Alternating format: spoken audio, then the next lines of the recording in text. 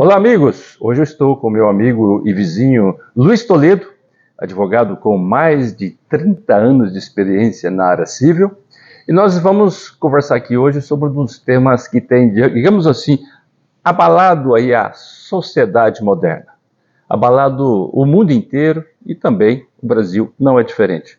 Nós vamos falar um pouquinho aqui sobre divórcio. A gente buscou aqui, junto a algumas pesquisas dos dados do IBGE, e é surpreendente que o divórcio, voltou a bater recorde no país, segundo o Instituto Brasileiro de Geografia e Estatística. Só para vocês terem uma ideia do contexto do nosso assunto aqui, o número de divórcios atingiu em 2021, que é o dado mais recente do IBGE, um total de mais de 386 mil casos. Esse número representa um crescimento de 16,8% em relação ao ano anterior, em relação ao ano de 2020. Vale dizer que, na mesma época, o número de casamentos chegou próximo de 1 milhão.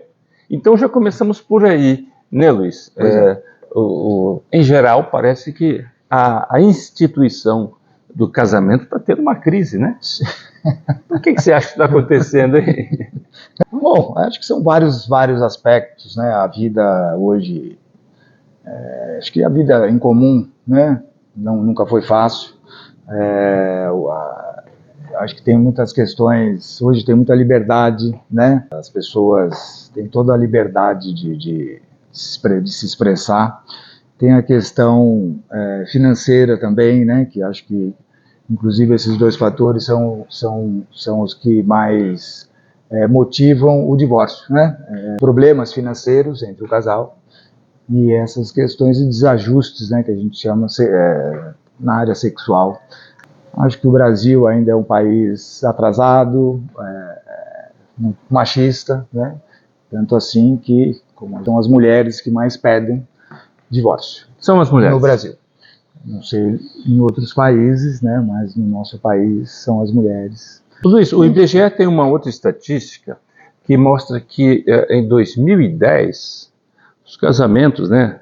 Do casamento até o divórcio, demorava mais ou menos 16 anos. E esse período, digamos, de validade do casamento já vem caindo. Em 2021, último dado então do IBGE, período de validade do casamento tradicional para 13. Sim. Ou seja, está cada vez durando menos os casamentos, né? Sim, pois como você falou, o período de convivência, né? Eu até também peguei uns dados, até um pouco menos do que o que você mencionou, em média uns 10 anos. Né, de permanência. 10 anos? A validade de um casamento no Brasil está chegando a 10 anos. Em média, 10, sim, claro. Né? Então, assim, a gente tem um período, né, que as pessoas dizem que é o período de provação, que são 7 anos, né? Que dizem que se o casal ultrapassa esses 7 anos, a probabilidade do casamento ir em frente é grande. Mas acho que não é verdade, né? Porque o que estamos vendo está durando no máximo 10 anos. No máximo 10 anos. Quase 50% dos casamentos, é um outro dado, né, são dissolvidos. Né? Ou seja, de cada 10...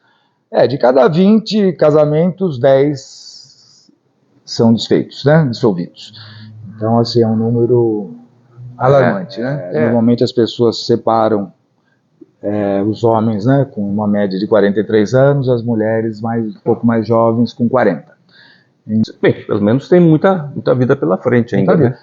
E hoje em dia, né, que eu lembrei aqui, as pessoas normalmente também se casam um pouco mais maduras, né? Antigamente as pessoas casavam mais jovens, né?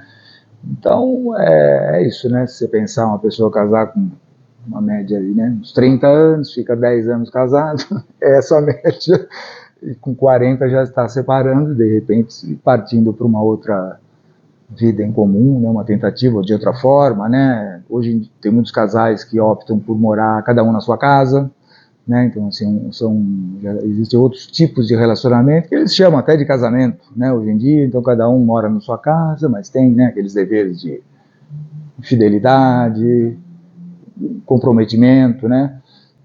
Às vezes pode até se ajudar financeiramente, né? Mas cada um na sua casa, isso me parece que ajuda a uma longevidade maior, né? Luiz, quem são os mais impactados aí diante de um caso de divórcio, como você vem acompanhando aí? Os filhos, sempre, né? Em juízo, que se o principal, né? O personagem principal são os filhos, né? Como eu disse, normalmente os filhos ficam com a mãe, né? Ainda mais numa faixa etária quando crianças, muito pequenos. E a casa? A casa onde mora, onde a família estava morando com os filhos, normalmente fica para quem? Pois é, se os filhos são muito pequenos, normalmente a mulher, né? Quase 90% das vezes a guarda fica com a mãe. Então ela permanece nesse imóvel, mesmo sendo um imóvel incomum, né? Patrimônio sendo comum, mas com os filhos pequenos ela tem direito de permanecer no imóvel, não é? E quando acontece do homem reivindicar a venda desse apartamento e acaba a família ficando sem teto? Aí depende do regime de casamento, né? Então o regime hoje em dia mais comum é a separação parcial, né?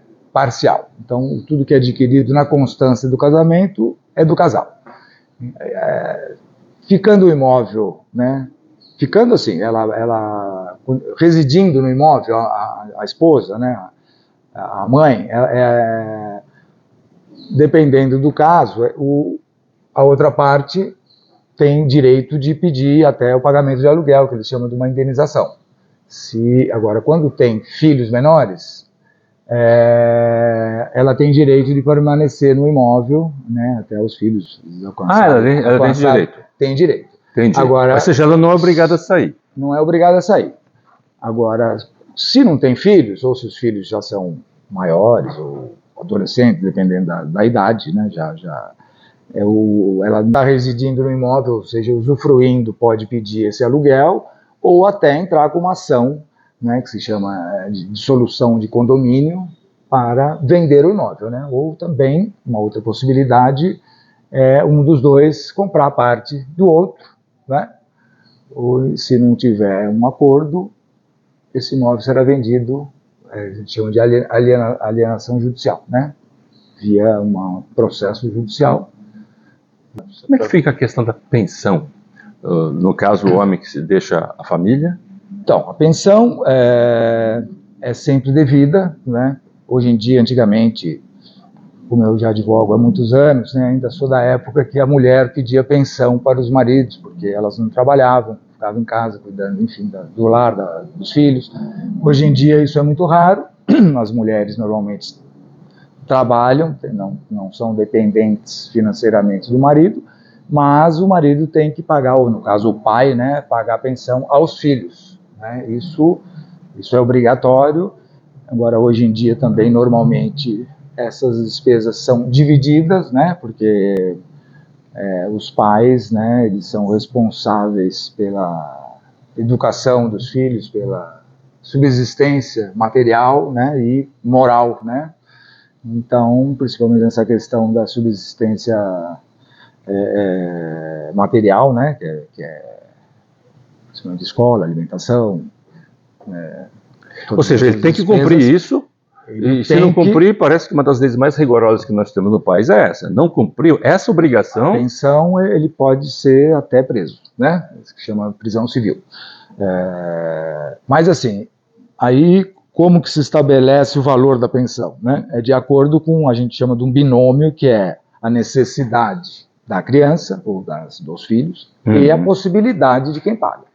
Luiz, deixa eu te perguntar, em função desse número crescente, recordes de divórcio no Brasil, será que os brasileiros estão passando a ver o processo de divórcio como uma coisa simples, né? Então tem aquele pensamento, opa, se não der certo, simplesmente consulta advogados e realiza o processo. Está simplificado mesmo esse processo? As pessoas estão tendo conhecimento do impacto do divórcio na vida delas? Mesmo, especialmente os casados com filhos? Pois é, Giba, eu imagino, eu acho que são dois fatores, como você falou, né? Hoje existe essa facilidade, né? Inclusive, há algum tempo já existe uma forma que é o divórcio extrajudicial, né? Que a gente chama, se os filhos são maiores ou se você não tem filhos, você pode fazer extrajudicialmente, uma escritura pública, vai lá no cartório, é tudo muito simples, tudo muito rápido. E, por outro lado, eu acho que falta maturidade, justamente essa questão essa separação é muito traumática para os filhos, mas parece que os casais não se atentam a isso, né? Parece que não raciocinam direito, né, nas consequências, porque elas são muitas vezes graves, né? Principalmente para as crianças, né? É isso aí. É isso aí, gente. Luiz. Tá bom, Gibá. Obrigado pelo bate-papo, hein? Valeu. Eu que agradeço. Até mais, gente. Tchau. Até a próxima.